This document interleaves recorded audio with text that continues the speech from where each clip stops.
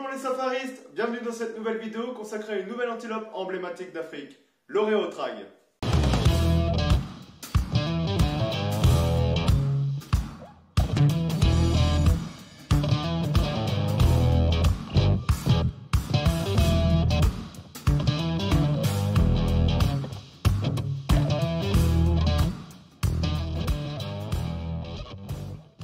L'oréotrag est une petite antilope d'Afrique, à peine 2 fois plus grande qu'un lièvre. Elle est la seule représentante du genre Oreotragus.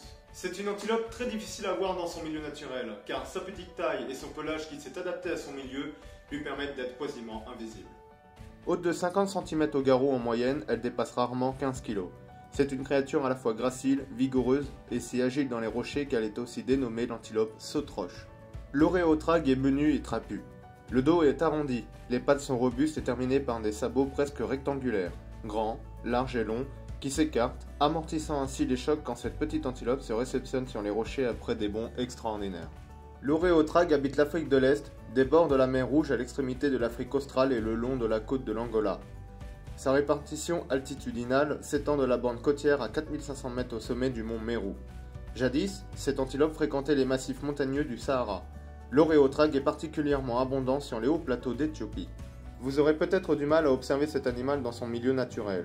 Son pelage grossier et raide, blanc à la base, brun olive à brun jaune au milieu, jaunâtre au bout, imite parfaitement par cet assemblage de teintes à reflets verdâtres la roche granitique sur laquelle il évolue en général. Les oreilles sont longues et larges et l'intérieur très vascularisé. Cette hypervascularisation lui permettrait de mieux entendre. Ses ramifications foncées se détachent sur le fond blanc de la face interne des oreilles. Associé aux grands yeux noirs entourés de blanc, aux lèvres et aux sourcils blancs à jaunâtre rampant le contour de sa tête, l'oréotrag est difficilement repérable sur un kopje. Actif plutôt le matin et après les heures chaudes de l'après-midi, on rencontre les oréotrags en couple dans les rochers de toute nature. Les collines, les amas de rochers et les éboulis, ainsi que les montagnes jusqu'à 4500 mètres comme sur le mont Kenya. On l'observe parfois en petits groupes de 6 à 8 individus.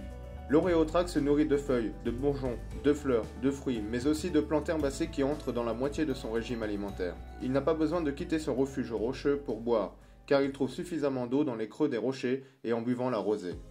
L'oréotrag a comme prédateurs le léopard, le caracal, le serval et surtout l'aigle de Verreau, très présent dans les kopjes. Il est aussi attaqué par des babouins, des chacals, des hyènes ou un python. Face à un agresseur, la fuite et son mimétisme sont ses seuls recours. Assailli, l'oréotrag s'enfuit en se laissant tomber parfois de 6 à 7 mètres, et donne l'impression de rebondir sur les escarpements. Arrivé en bas, il escalade de nouveau la roche dans une course impressionnante quasi verticale. L'effet de surprise est souvent suffisant pour atteindre un endroit inaccessible pour ses assaillants. Le pelage grossier et épais est fourni. Il possède la singularité de se détacher aisément. Il offre ainsi à l'antilope saute-roche 2 avantages. D'une part, il atténue les chocs et protège l'oréotrag des blessures qu'il ne manquerait pas de se faire lorsqu'il dégringole des apics. D'autre part, il lui permet de fuir plus facilement en abandonnant dans la gueule ou les griffes de ses poursuivants des poils.